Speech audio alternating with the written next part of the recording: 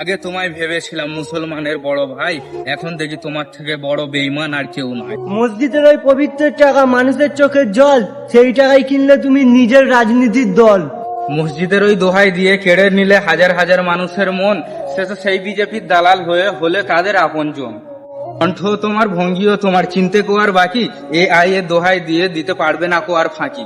হাজার কোটি ডিল করে হাসতে অট্ট হাসি, সময়ের ব্যবধানে হতে পারে তোমার ফাঁসি।